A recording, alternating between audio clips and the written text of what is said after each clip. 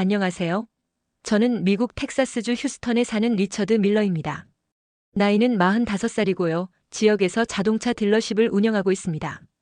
오늘 제가 여러분께 들려드릴 이야기는 제 인생에서 가장 부끄럽고 후회스러운 하루에 관한 것입니다. 하지만 동시에 제가 얼마나 무지하고 편견에 사로잡혀 있었는지를 깨닫게 해준 소중한 경험이기도 하죠. 그날은 토요일 저녁이었습니다. 제 아들 마이클이 갑자기 가슴을 움켜쥐며 쓰러졌어요. 16살밖에 안 된 건강한 아이가 갑자기 그러니까 얼마나 당황스러웠는지 모릅니다. 아내와 함께 급히 구급차를 불러 휴스턴 메디컬 센터로 달려갔죠. 그곳은 텍사스에서도 가장 큰 종합병원 중 하나였거든요. 응급실에 도착했을 때 마이클의 상태는 심각했습니다. 의료진들이 분주하게 움직이며 각종 검사를 하는 모습을 보니 가슴이 철렁 내려앉았어요. 심전도 모니터에서 나오는 불규칙한 삐 소리가 지금도 귓가에 맴돕니다. 그때 한 젊은 여성이 흰 가운을 입고 저희에게 다가왔어요. 처음 본 순간 솔직히 말하면 간호사인 줄 알았습니다. 동양인 얼굴에 작은 체구 그리고 여성이었거든요.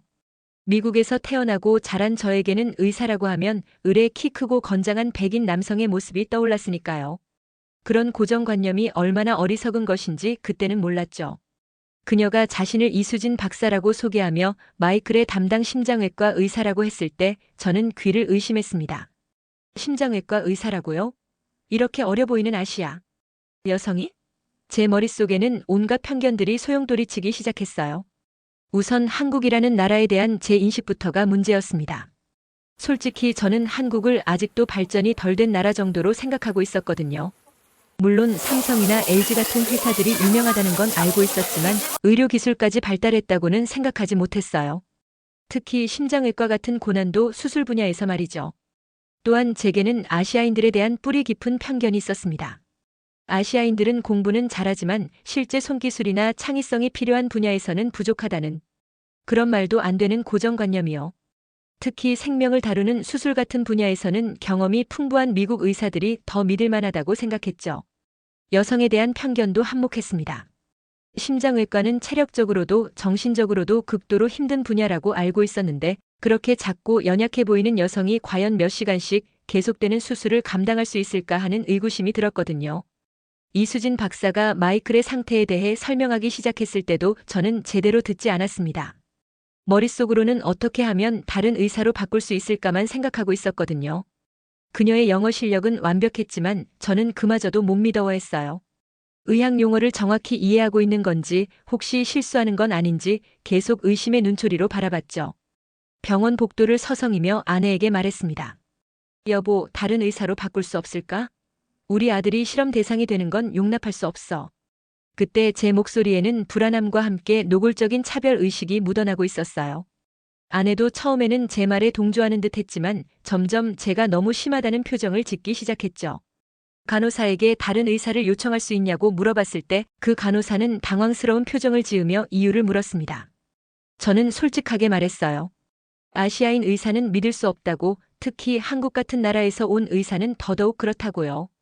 지금 생각해보면 얼마나 무례하고 인종차별적인 발언이었는지 모릅니다. 그 순간 제 마음속에는 아들에 대한 걱정과 함께 뿌리 깊은 편견이 자리 잡고 있었어요. 제가 평생 미국에서 들어온 이야기들, 미디어에서 보여주는 고정된 이미지들, 그리고 무지에서 비롯된 착각들이 모두 한데 뒤섞여 있었죠. 저는 그때 제가 얼마나 큰 실수를 하고 있는지 전혀 몰랐습니다. 간호사가 다른 의사를 찾아보겠다고 했지만 토요일 저녁이라 대부분의 심장외과 의사들이 부재 중이라고 했어요. 그 말을 듣고 더욱 초조해진 저는 이수진 박사에게 직접 따지기로 마음먹었습니다. 지금 생각해보면 얼마나 무례하고 어리석은 행동이었는지 모르겠어요. 이수진 박사가 마이클의 검사 결과를 들고 저희에게 다가왔을 때 저는 그녀를 가로막고 서서 말했습니다. 잠깐만요, 박사님. 솔직히 말씀드리겠습니다. 저는 당신이 우리 아들을 담당하는 것에 동의할 수 없어요. 제 목소리는 떨리고 있었지만 단호했어요. 아들의 생명이 걸린 문제라고 생각했거든요. 박사님은 한국에서 오셨죠? 한국이 의료 선진국인가요? 제가 알기로는 아직도 발전이 많이 필요한 나라 아닌가요? 제 말에 이수진 박사의 표정이 굳어지는 것을 볼 수 있었어요. 하지만 저는 멈추지 않았습니다. 제 편견이 폭발하기 시작한 거죠.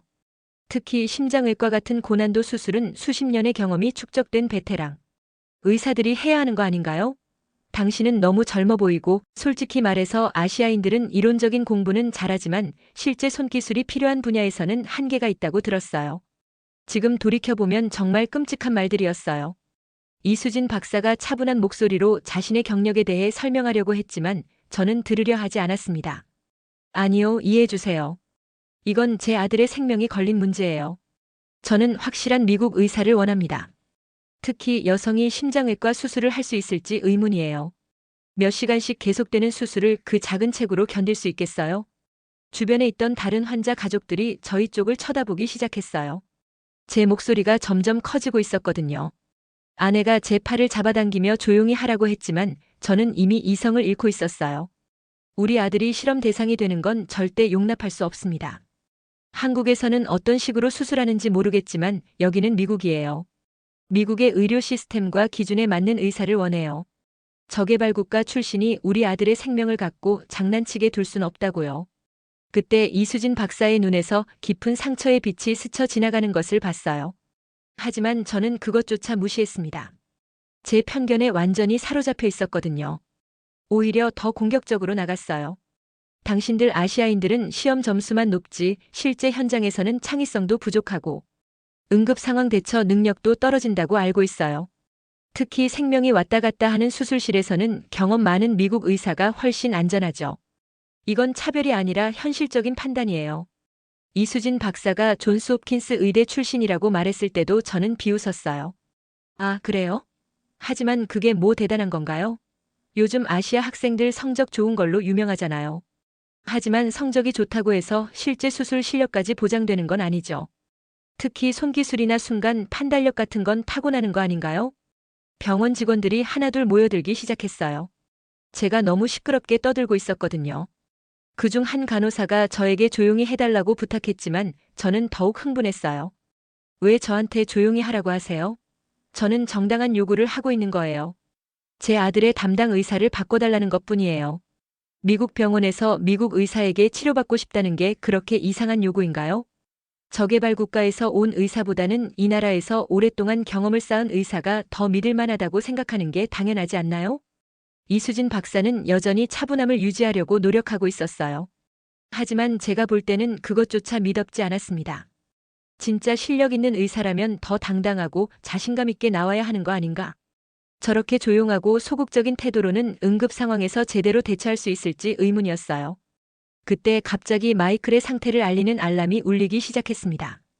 심장 모니터의 불규칙한 신호음이 응급실 전체에 퍼졌어요.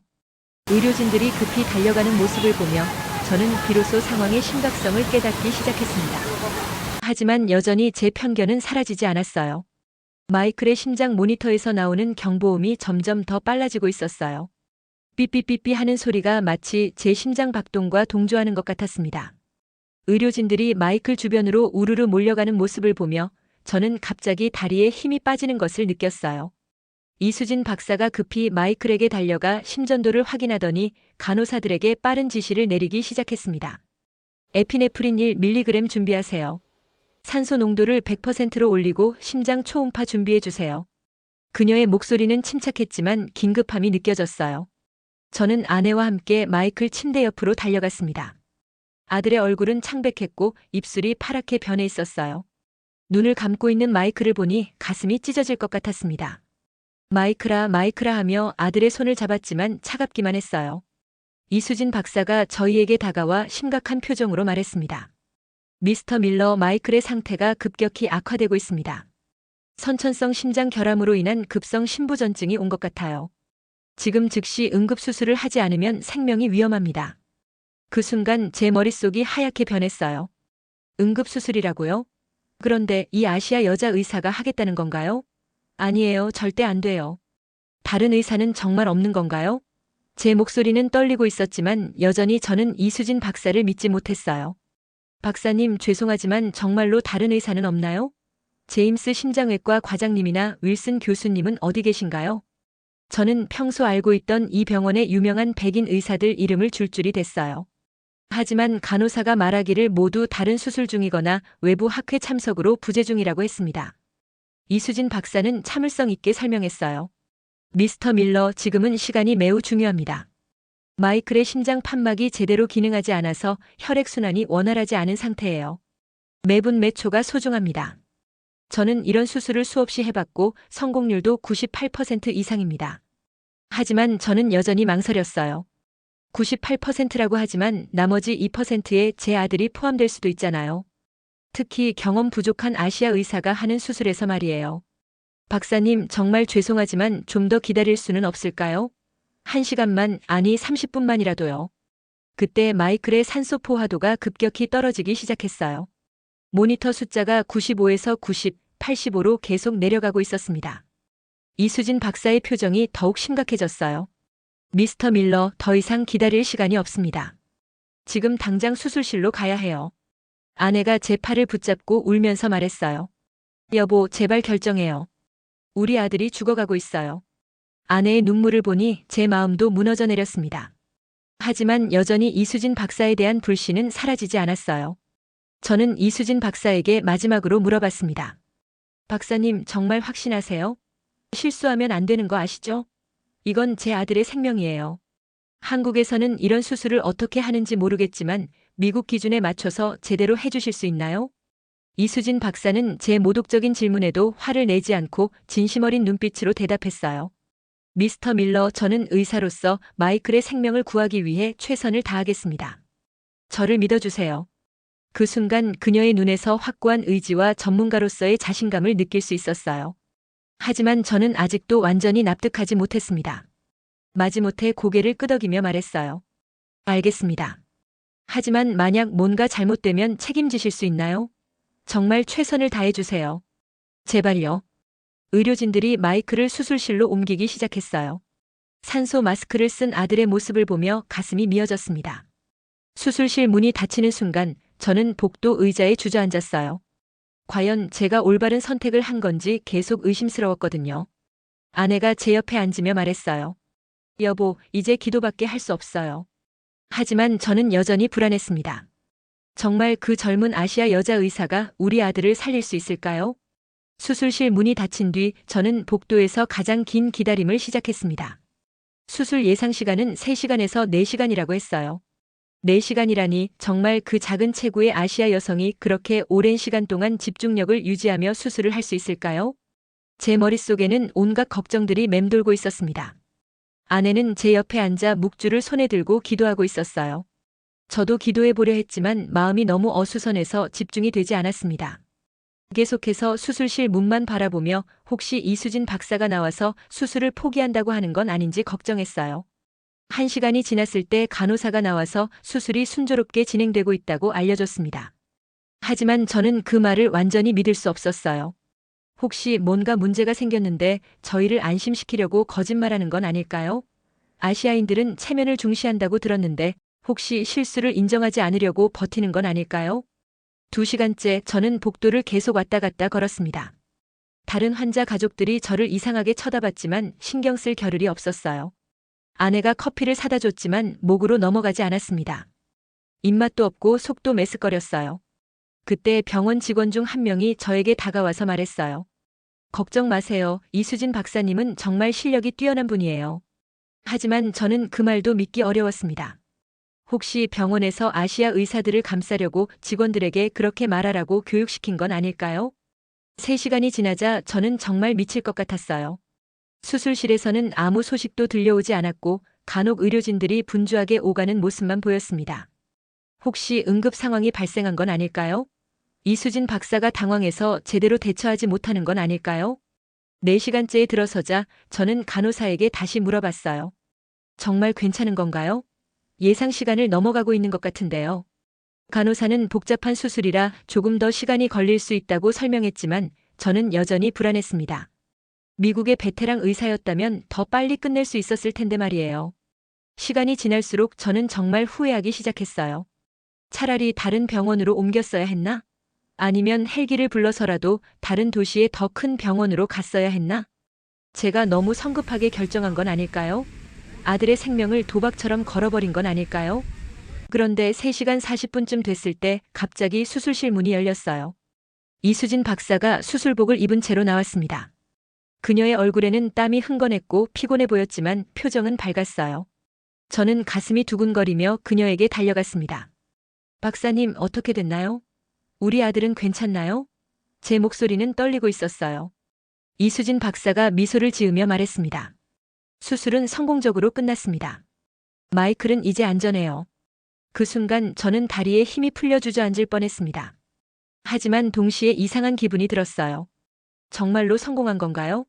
혹시 문제가 있는데 일단 안심시키려고 하는 건 아닐까요? 저는 여전히 완전히 믿을 수 없었습니다. 박사님, 정말 성공한 건가요? 혹시 문제는 없나요? 저는 이수진 박사의 말을 듣고도 여전히 의심스러웠어요. 그녀의 얼굴에 미소가 있었지만 혹시 심각한 문제를 숨기려고 하는 건 아닐까요? 아시아인들은 나쁜 소식을 직접적으로 말하지 않는다고 들었거든요.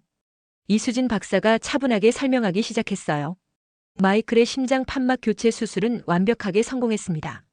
손상된 승모판을 새로운 인공 판막으로 교체했고 심장 기능도 정상으로 회복됐어요. 지금 회복실에서 안정을 취하고 있습니다. 하지만 저는 그 말을 곧이곧대로 믿을 수 없었어요. 완벽하게 성공했다고요? 그런데 왜 예상 시간보다 오래 걸렸나요? 혹시 중간에 문제가 생겼던 건 아닌가요? 제 질문에 이수진 박사는 인내심을 갖고 대답했습니다. 마이클의 심장 구조가 생각보다 복잡했어서 더 신중하게 수술했어요. 안전을 위해서 말이죠.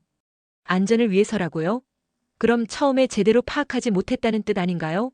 만약 경험 많은 미국 의사였다면 처음부터 정확하게 진단할 수 있었을 텐데요. 저는 계속해서 트집을 잡았어요. 제 편견은 여전히 사라지지 않았거든요. 그때 마이클을 담당했던 마취과 의사가 다가와서 말했어요. 미스터 밀러, 이수진 박사님의 수술 실력은 정말 놀라워요. 저도 오랫동안 여러 의사들과 함께 일해봤지만 이렇게 정교하고 완벽한 수술은 처음 봤습니다. 하지만 저는 그 말도 의심했어요. 정말인가요? 혹시 병원에서 아시아 의사들을 두둔하라고 지시한 건 아닌가요? 요즘 다문화 정책 때문에 그런 것들이 많다고 들었는데요. 제 말에 마취과 의사는 당황스러운 표정을 지었어요. 아니에요. 저는 의학적 사실만 말씀드린 거예요. 이수진 박사가 저에게 말했어요. 미스터 밀러, 마이클을 직접 보시겠어요? 회복실에 있는데 잠시 면회가 가능해요. 저는 서둘러 따라갔습니다. 아들의 상태를 직접 확인하고 싶었거든요. 회복실에 누워있는 마이클을 보는 순간 제 가슴이 뭉클해졌어요. 아들의 얼굴에 색깔이 돌아왔고 숨소리도 안정적이었습니다. 심장 모니터의 규칙적인 신호음을 들으니 정말 안도가 됐어요. 하지만 여전히 완전히 믿을 수는 없었습니다. 박사님, 이게 정말 완전히 나은 건가요? 후유증이나 합병증은 없을까요? 한국에서는 이런 수술 후에 어떤 문제들이 생기나요? 저는 계속해서 의심의 눈초리를 거두지 않았어요. 이수진 박사는 마이클의 차트를 보여주며 설명했어요. 모든 수치가 정상이에요. 혈압, 심박수, 산소 포화도 모두 완벽합니다. 수술 부위도 깨끗하고 감염 위험도 없어요. 며칠 후면 일반 병실로 옮길 수 있을 거예요. 정말인가요? 그런데 인공 판막이라는 게 얼마나 오래 갈까요? 혹시 한국 제품은 아니겠죠? 미국 제품이나 독일 제품처럼 검증된 걸 썼겠죠? 제 질문에 이수진 박사는 씁쓸한 표정을 지었어요. 사용한 인공 판막은 미국 에보트사의 최신 제품이에요. 세계적으로 가장 인정받는 브랜드죠. 수명은 보통 20년에서 30년 정도 됩니다. 그녀의 대답을 들으니 조금 안심이 됐지만 여전히 뭔가 놓친 게 있을 것 같았어요. 그때 간호사가 와서 마이클이 깨어나고 있다고 알려줬어요. 저는 급히 아들 곁으로 다가갔습니다. 마이클이 천천히 눈을 뜨더니 저를 보고 미소를 지었어요. 아빠. 그 순간 저는 눈물이 쏟아질 뻔했습니다. 마이클아, 괜찮니? 어디 아픈 곳은 없고? 마이클은 고개를 저으며 괜찮다고 했어요. 가슴이 시원해진 것 같다고, 숨쉬기가 훨씬 편해졌다고 말했습니다. 정말 다행이었어요. 하지만 저는 여전히 마음 한구석이 불안했어요.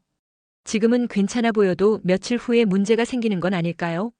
아시아 의사의 수술이니까 뭔가 놓친 부분이 있을 수도 있잖아요. 이수진 박사가 저에게 말했어요. 미스터 밀러, 마이클은 이제 정말 안전해요. 걱정하지 마세요. 그리고 며칠 동안 지켜보시면 더욱 확신하실 거예요. 그녀의 말에는 확신이 가득했지만 저는 아직도 반신반의하고 있었어요. 아내가 제 팔을 잡으며 말했어요. 여보, 이제 됐어요. 우리 아들이 살아났잖아요. 박사님께 감사해요. 하지만 저는 여전히 고개를 완전히 끄덕일 수 없었습니다. 박사님, 정말 감사합니다. 하지만 혹시 앞으로도 계속 지켜봐 주실 수 있나요? 만약 뭔가 문제가 생기면 책임져 주실 수 있죠? 제 말에 이수진 박사는 조용히 고개를 끄덕였어요. 물론이에요.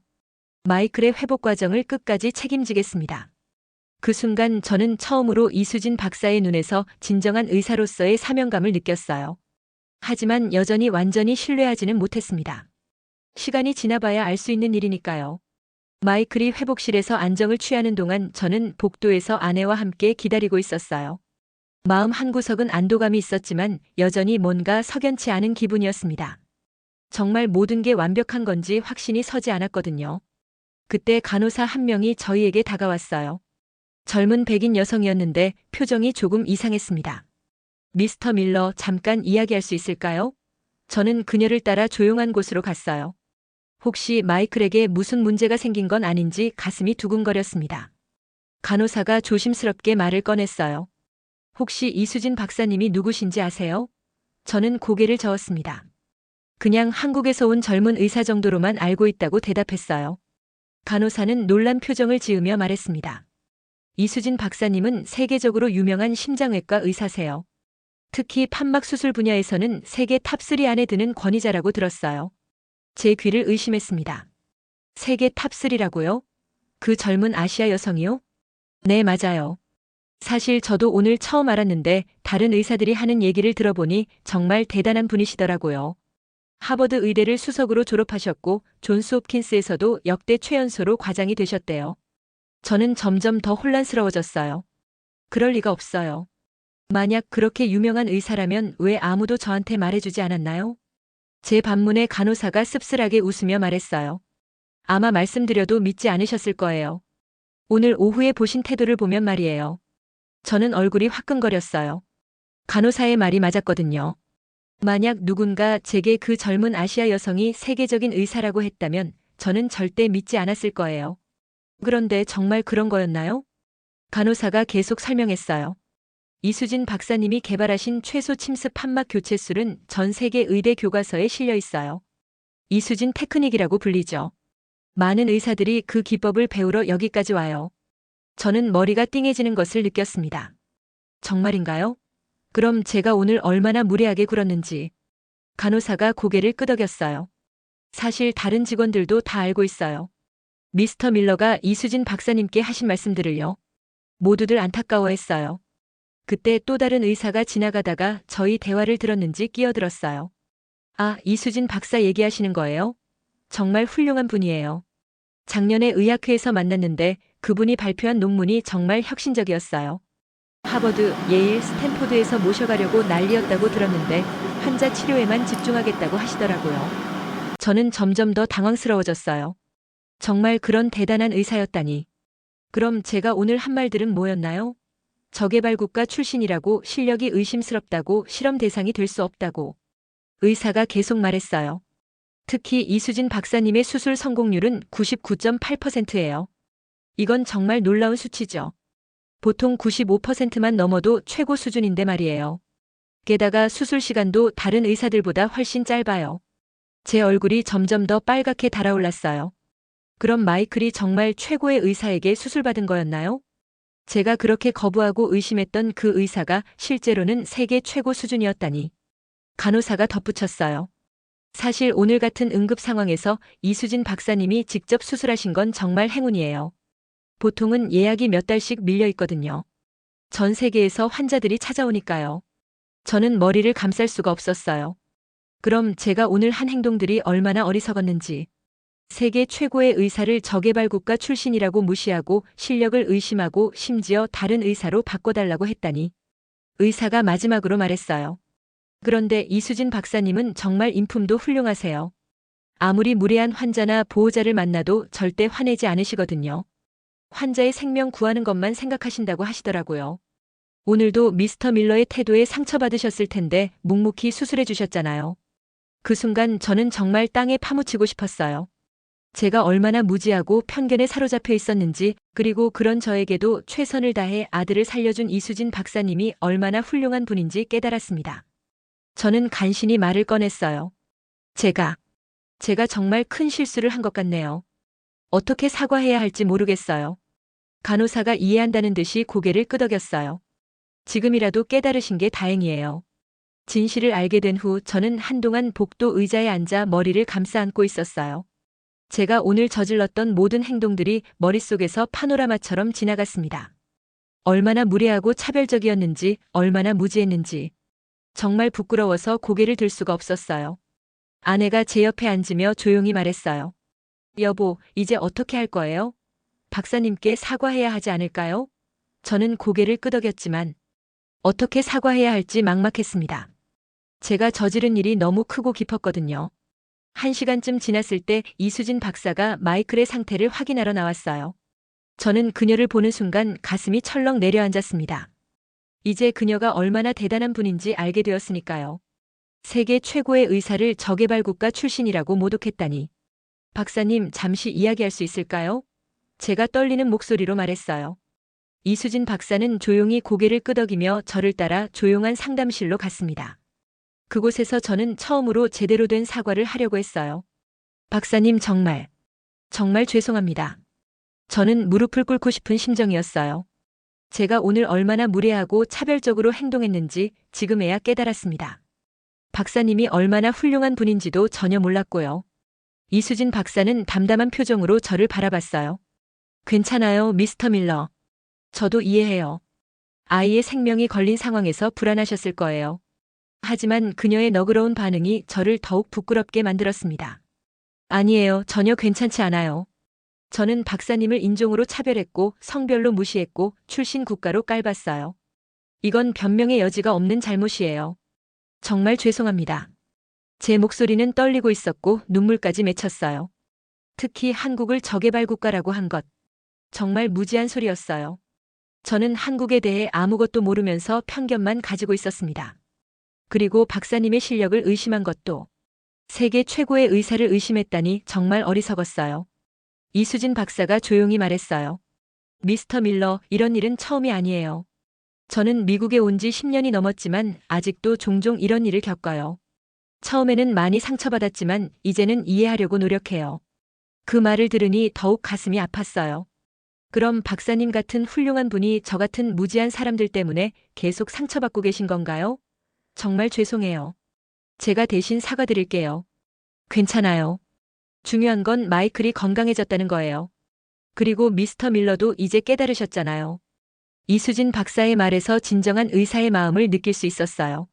환자의 생명만 생각하는 순수한 마음 말이에요.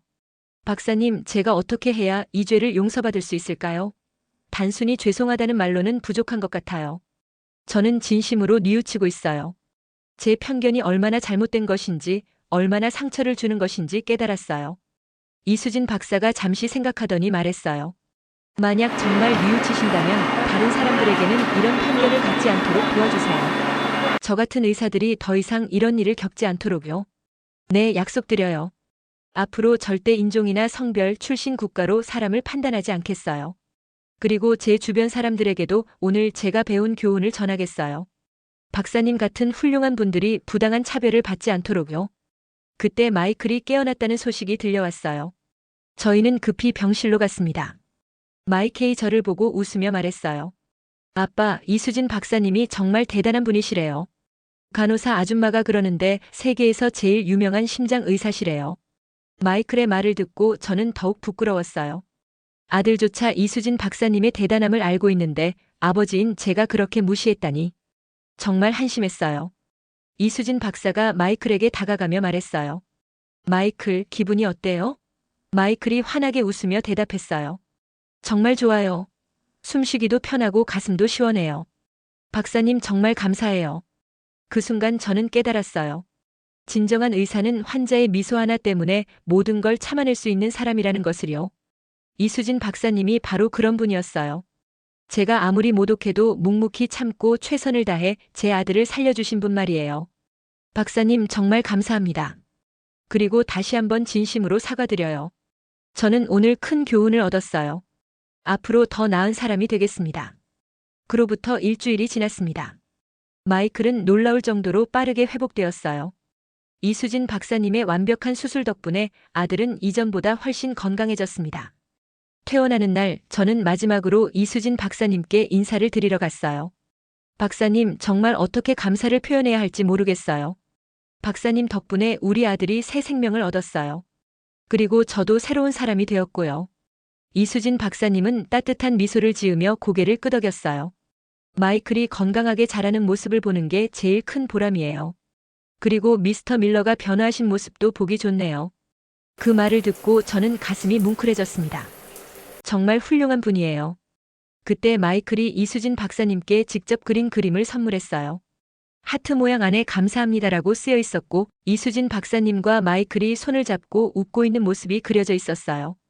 박사님께서 그 그림을 받고 정말 기뻐하시는 모습을 보니 저도 덩달아 행복했습니다. 집으로 돌아온 후 저는 제 삶을 완전히 바꾸기로 결심했어요. 우선 제가 운영하는 자동차 딜러십에서 일하는 직원들에게 다문화 교육을 시작했습니다. 모든 고객을 인종이나 출신에 관계없이 동등하게 대하도록 말이에요. 또한 지역 병원에서 주최하는 아시아계 의료진 지원 모임에 자원봉사자로 참여하기 시작했어요. 제가 직접 겪었던 편견의 경험을 나누며 다른 사람들이 같은 실수를 하지 않도록 도왔습니다. 처음에는 제 이야기를 하는 것이 부끄러웠지만 점점 더 많은 사람들에게 전하고 싶어졌어요. 특히 기억에 남는 일이 있었어요. 한 달 후 병원에서 열린 다문화 인식 개선 세미나에서 제가 직접 발표를 했습니다. 제목은 편견이 거의 죽일 뻔한 나의 아들이었어요. 100명 넘는 사람들 앞에서 제 부끄러운 경험을 솔직하게 털어놓았습니다. 그날 저는 말했어요. 저는 제 무지와 편견 때문에 세계 최고의 의사를 거부할 뻔했습니다.